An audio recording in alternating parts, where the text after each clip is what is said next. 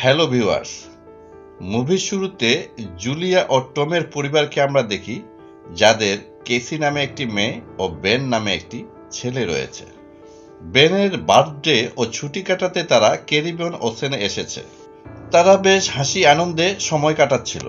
একসময় জুলিয়া সাগরে ঝাঁপ দেয় সাঁতার কাটার জন্য, আর এ সময় বেন ও টম জাহাজ থেকে ছিপ দিয়ে মাছ মারছিল। সাঁতার কাটার সময় জুলিয়া দেখে সাগরের পানি উলটপালট কেমন যেন করছে। এক সময় সাগরের পানি ঘূর্ণি হয়ে তাকে নিচের দিকে টানে ধরলে সে ভয় পেয়ে যায়। এদিকে জাহাজে থাকা বিপদ সংকেতগুলিও উল্টাপাল্টা ঘুরছিল, কিন্তু টম ও বেন মাছ ধরাতে ব্যস্ত থাকাতে সেদিকে খেয়াল করতে পারেনি। জুলিয়া দ্রুত জাহাজে উঠতে চায়, কিন্তু সে যতই জাহাজের দিকে এগিয়ে যায়, পানির স্রোত তাকে আবার টানে ধরার চেষ্টা করে। সে টম ও বেনদেরকে চিল্লায় চিল্লায় ডাকতে থাকে। টম এক সময় জুলিয়াকে সাগরে দেখতে পায়। সে দ্রুত জুলিয়ার কাছাকাছি বোটটিকে নিয়ে যায় এবং সাগরে ঝাঁপ দিয়ে জুলিয়াকে উদ্ধার করে বোর্ডে নিয়ে আসে। বোর্ডে নিরাপদে ওঠার পর জুলিয়া কাউকে না জানিয়ে সাগরে সুইমিং করতে যাওয়াতে টম খুব মন খারাপ করে। যা হোক, রাতে খুব আনন্দঘন পরিবেশে বেনের 13তম জন্মবার্ষিকী তারা উদযাপন করে এবং এ সময় বেনকে তারা সবাই অনেক গিফট দেয়। এ সময় কেসির বয়ফ্রেন্ড তাকে ভিডিও কল দেয় এবং দেখায় যে আবহাওয়ার অবস্থা খুব খারাপ এবং এই আবহাওয়া শুধু একটি জায়গায় না, গোটা পৃথিবীব্যাপী। তাই তোমরা যত তাড়াতাড়ি সম্ভব সাগর থেকে ফিরে আসো। এতটুকু কথা বলার পরেই নেটওয়ার্কের সমস্যা দেখা দেয় এবং সংযোগটি বিচ্ছিন্ন হয়ে যায়। কেসি দ্রুত তার বাবা মার কাছে এসে এই বিষয়টি জানায়। এ সময় তারা অনুভব করে জাহাজে কিছু একটা ধাক্কা লেগেছে। তারা বাইরে এসে দেখে যে অনেকগুলো ডলফিন জাহাজটাকে ঘিরে ধরেছে। এ সময় এখানে ডলফিন থাকার কথা না, তার মানে সামনে মহা বিপদ অপেক্ষা করছে। এ সময় বোটে আরো একটি জোরে ধাক্কা লাগে। টম বোটের ইঞ্জিন চেক করতে যায়। সে দেখে একটি ইঞ্জিন নষ্ট হয়েছে।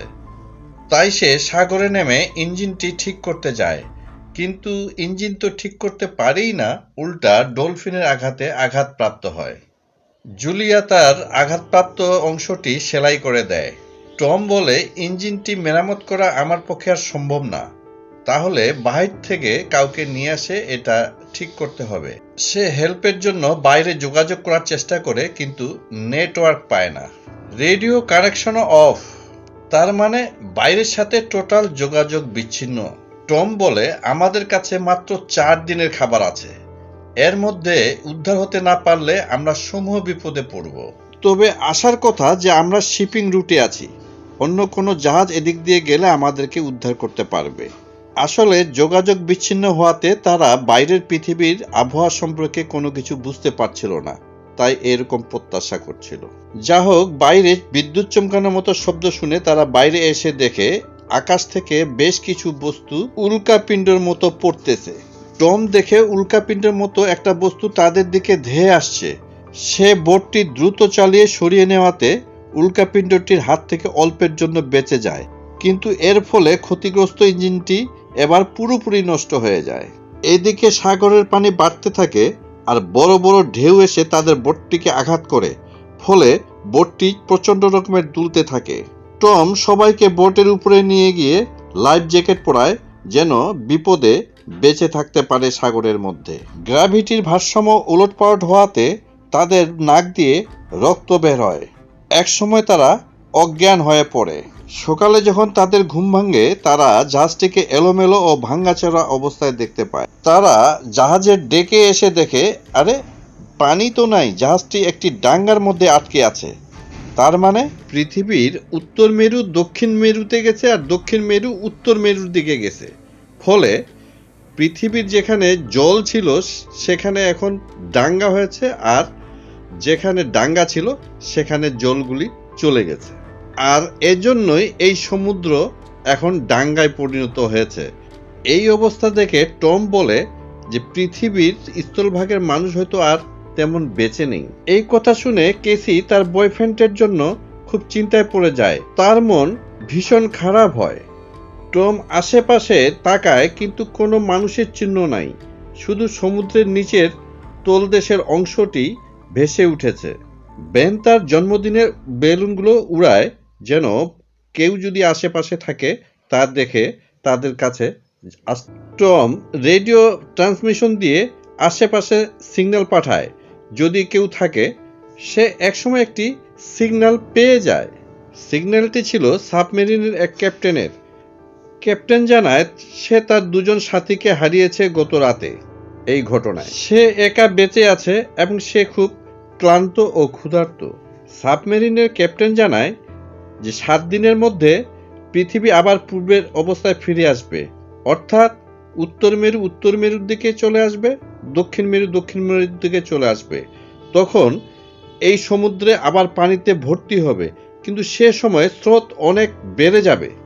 তাই ক্যাপ্টেন টমকে বলে যে আপনারা উঁচু জায়গায় অবস্থান করুন। টম ক্যাপ্টেনকে বলে, তুমি আমাদেরকে তোমাদের সাবমেরিনে নাও, আমাদের সাথে পর্যাপ্ত খাবার আছে, আমরা সবাই মিলে খেতে পারবো। ক্যাপ্টেন জানায় সাবমেরিনে সর্বোচ্চ 2 জনকে নেওয়া যাবে।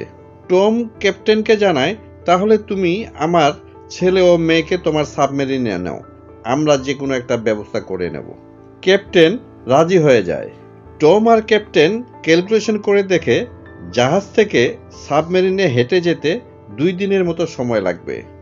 জুলিয়া কিছুতেই রাজি হচ্ছিল না তার বাচ্চাদেরকে আলাদা করতে, কিন্তু টম বলে বাচ্চাদের জীবন বাঁচাতে এর কোনো বিকল্প নাই। সে বুঝিয়ে সুঝিয়ে জুলিয়াকে রাজি করায়। তারা খাবার দাবার মালপত্র গুছিয়ে ফেলে। এ সময় টম বাইরের দিকে তাকিয়ে দেখে এক ব্যক্তি একটি কুকুর নিয়ে তাদের দিকে ক্লান্তভাবে আসতেছে। সে তাকে খাবার জন্য পানি দেয়, কিন্তু ব্যক্তিটি পানি পান করার পর টমকেই মেরে ফেলে। আর এই দৃশ্য দেখে জুলিয়া চিল্লাতে থাকে। ব্যক্তিটি জুলিয়াকে ধাওয়া করে বোটের দিকে আসতে থাকে। জুলিয়া বোটে এসে তার বাচ্চা দুটোকে একটি জায়গায় লুকিয়ে রাখে। জুলিয়া সেফটির জন্য কেসিকে একটি ফেয়ার গান দেয়। তারপর সে বাথরুমে লুকিয়ে পড়ে। কিলার লোকটি বোটে এসে তাদেরকে খুঁজতে থাকে আর বিভিন্ন জিনিসপত্র দেখে। সে বোটে খাদ্য খায়। এদিকে জুলিয়া বোট থেকে নিচে নেমে আসে, কিন্তু এ সময় কিলারের কুকুরটি চিল্লানো শুরু করে। কুকুরটির চিল্লানি শুনে কিলারটি বোটের নিচে তাকায়, দেখে তার কুকুরটিকে কেউ হত্যা করেছে। সে বোটের নিচে চলে আসে আর অন্য সাইড দিয়ে জুলিয়া বোটের মধ্যে প্রবেশ করে। একসময় কিলার লোকটি জুলিয়াকে ধরে মারতে শুরু করে। এ সময় কেসি তার মাকে বাঁচাতে ফ্লায়ার গানটি দিয়ে লোকটিকে শুট করে। এতে লোকটির সামান্য ক্ষতি হলো, বোটের মধ্যে আগুন ধরে যায়। জুলিয়া এই সুযোগে বোটটি থেকে খাবার দাবার প্রয়োজনীয় জিনিস নিয়ে দ্রুত তার বাচ্চাদেরকে নিয়ে নিচে নেমে আসে। তারা টমের মৃতদেহের কাছে যায় এবং কান্নাকাটি করে। বেন নিজেকে খুব দোষী মনে করে, কারণ তার বেলুন উড়ানোর ফলেই লোকটি তাদের কাছে এসেছিল। কিন্তু তার মা তাকে সান্ত্বনা দেয় যে এটা ভাগ্যের ব্যাপার। পরে জুলিয়া দেখে লোকটি বোট থেকে নেমে তাদের দিকে আসতেছে, আর এ সময় বোটটি আগুনে ব্লাস্ট হয়ে যায়। তারা দ্রুত সেখান থেকে পালিয়ে যায়। অনেক দূর হাঁটতে হাঁটতে তারা একটি খাদের কিনারে এসে দাঁড়ায়। তারা খুব ক্লান্ত। জুলিয়া বাচ্চাদের মনোবল চাঙ্গা রাখার চেষ্টা করে। জুলিয়া দেখতে পায় সেই কিলার ব্যক্তিটি তাদের পিছু নিয়েছে। তারা আরো দ্রুত চলার চেষ্টা করে। অনেক দূর চলার পরে বেন খুব পিপাসার্ত ও ক্লান্ত হয়ে পড়ে। জুলিয়া তাকে পানির শেষ সম্বলটুকুও খেতে দেয়। এ সময় কেসিকে অনেক হতাশাগ্রস্ত দেখা যায়। সে বলে, আমি আর যেতে পারবো না। কি গ্যারান্টি আছে যে আমরা সাবমেরিনে পৌঁছতে পারবো? সমুদ্রের পানি চলে আসলে আমরা এমনিতেই সবাই মারা যাব। কিন্তু জুলিয়া বলে, তোমাদের বাবার জন্য তোমাদেরকে বাঁচতে হবে। তোমাদের বেঁচে থাকার জন্য তোমার বাবা সব সময় চেষ্টা করেছেন। আমি যেভাবেই হোক তোমাদেরকে বাঁচিয়ে নেব। তারপর তারা আবার চলতে শুরু করে। তারপর তারা একটি প্লেনের ধ্বংসাবশেষ দেখতে পায়, যেটা অনেক আগে সাগরে পড়ে সমুদ্রের তলদেশে পড়েছিল। তারা বিমানের ভিতর রাত কাটানোর সিদ্ধান্ত নেয়।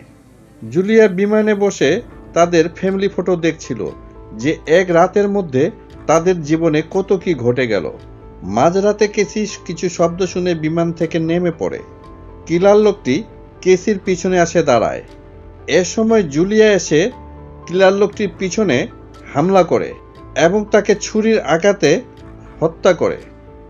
আর এর ফলে তারা দুশ্চিন্তামুক্ত হয়ে রাতে আরামসে বিমানের মধ্যে ঘুমায়। তারপর সকালে উঠে আবার সাবমেরিনের দিকে রওনা দেয়। পথ চলতে চলতে বেন এত পিপাসক্ত হয় যে সে একটি জলাশয়ের নোংরা পানি দেখে সেগুলি খাওয়ার চেষ্টা করে, কিন্তু জুলিয়া ও কেসি তাকে দ্রুত সরিয়ে নেয়। তারপর তারা সমুদ্রের তলদেশে জমা হওয়া প্লাস্টিকের বোতল ও কন্টেনার দিয়ে একটি শেল্টার তৈরি করে রাত্রি যাপন করে। কিন্তু রাতে কিছু শব্দ শুনে জুলিয়া শেল্টার থেকে বের হয়ে দেখে এখানে অনেক কাঁকড়া। এই কাঁকড়াগুলি ছিল অনেক বড়। সে তার সন্তানদেরকে নিয়ে দ্রুত সেখান থেকে বের হয়ে পালাতে থাকে। একসময় তারা একটি ধ্বংসপ্রাপ্ত জাহাজের কাছে আসে। সেখানে কিছু লোককে দেখতে পায় কন্টেনারের মধ্যে। তারা কন্টেনারের মধ্যে ঢোকার চেষ্টা করে, কিন্তু লোকজন তাদেরকে ঢুকতে দেয় না। পিছনে কাঁকড়াগুলিও আসতেছিল। তারা উপায়ন্তর না পেয়ে কন্টেনারের ছাদের উপর উঠে পড়ে, কিন্তু জুলিয়া ছাদের উপর উঠতে গিয়ে একটি কাঁকড়া তার পায়ে কামড়ে নেয়। সে তার স্কার্ফটি দিয়ে ক্ষত স্থান ভালোভাবে বেঁধে নেয়, কিন্তু এর ফলে সে অজ্ঞান হয়ে পড়ে।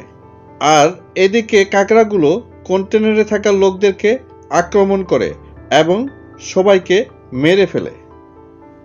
সকালে যখন জুলিয়ার ঘুম ভাঙে তখন দেখে তার বাচ্চারা নাই। সে তো খুব দুশ্চিন্তায় পড়ে যায়। তার বাচ্চারা কি হারিয়ে গেল? জুলিয়া কান্নাকাটি শুরু করে দেয়, কিন্তু এ সময় বেন ও কেসি এসে তার মাকে জড়িয়ে ধরে। আসলে তারা খাবার সংগ্রহ করতে গেছিল। এ সময় তারা একটি রেডিও পায়। জুলিয়া রেডিওটি দিয়ে সাবমেরিনের ক্যাপ্টেনের সাথে যোগাযোগ করে এবং বলে কাকড়া তাদের উপর হামলা করেছে। যাই হোক, ক্যাপ্টেন বলে আপনাদেরকে দ্রুত সাবমেরিনের কাছে আসতে হবে, কারণ নতুন হিসাব অনুযায়ী সমুদ্রের পানি খুব দ্রুতই চলে আসবে। এ সময় সাবমেরিনের অবস্থান জুলিয়াদেরকে জানানোর জন্য ক্যাপ্টেন একটি ফায়ার গান দিয়ে আকাশে গুলি ছোড়ে, আর জুলিয়ারা সেদিকে দ্রুত অগ্রসর হয়। তারা সাবমেরিনের খুব কাছাকাছি চলে এসেছিল, কিন্তু সামনে একটি ভয়ঙ্কর পাহাড়, সেটি পার হয়েই তাদেরকে যেতে হবে। বেন ও কেসি সামনে সামনে আগাচ্ছিল, আর পিছনে ছিল জুলিয়া। একসময় পাহাড়ের খাদে পাথর পড়তে শুরু করে জুলিয়া ও বাচ্চাদের মাঝে। জুলিয়া আটকে যায়, কারণ এত বড় পাথর সে কিছুতেই আর সরাতে পারছিল না। সে বাচ্চাদেরকে বলে, তোমরা দ্রুত চলে যাও সাবমেরিনের কাছে। কিন্তু কেসি ও বেন যেতে চাচ্ছিল না। জুলিয়া জানায়, সাবমেরিনে তোমাদেরই শুধু জায়গা আটবে, আমি তো যেতে পারবো না। তাই তোমরা দ্রুত সাবমেরিনে চলে যাও, কারণ সমুদ্রের পানি এখনই চলে আসবে। একান্ত বাধ্য হয়ে কেসি ও বেন সাবমেরিনের কাছে চলে আসে, কিন্তু ক্যাপ্টেনের শারীরিক অবস্থা খুব খারাপ। সে ধরে নিয়েছে সে আর বাঁচবে না। তাই সে তার মাকে আসতে বলে, যেন তারা তিনজন বেঁচে ফিরতে পারে। কেসি দ্রুত তার মায়ের কাছে আসে এবং দেখে তার মায়ের পিছনে অনেক কাঁকড়া। সে কাঁকড়াদের উপর গান দিয়ে গুলি চালিয়ে তার মাকে কোনো রকমে কষ্ট করে সেখান থেকে উদ্ধার করে সাবমেরিনের কাছে নিয়ে আসে। তারপর জুলিয়া, বেন ও কেসি সাবমেরিনের মধ্যে প্রবেশ করে। কিছুক্ষণের পর সমুদ্রে প্রচণ্ড ঢেউয়ের বেগে পানি আসতে শুরু করে। প্রচণ্ড ঢেউয়ের ধাক্কায় তাদের সাবমেরিন একটি বেশ বড়সড় ঝাঁকুনি খায়, ফলে তারা অচেতন হয়ে পড়ে। তাদের যখন জ্ঞান ফিরে তখন তারা ভূমণ্ডলে। তারা দেখে শহরের সব কিছু লণ্ডভণ্ড হয়ে গেছে, আর তারা কোনো রকমে সারভাইভ করে। মুভিটি এখানেই শেষ হয়ে যায়। ভিডিওটি ভালো লাগলে লাইক ও শেয়ার করার অনুরোধ রইল, আর মতামত কমেন্টে জানাবেন। আর চ্যানেলটি সাবস্ক্রাইব করে না থাকলে দ্রুত সাবস্ক্রাইব করুন। আর যারা ইতিমধ্যে সাবস্ক্রাইব করেছেন তাদের প্রতি রইল অফুরন্ত ভালোবাসা ও শুভেচ্ছা। দেখা হবে আগামী ভিডিওতে। সে পর্যন্ত ধন্যবাদ।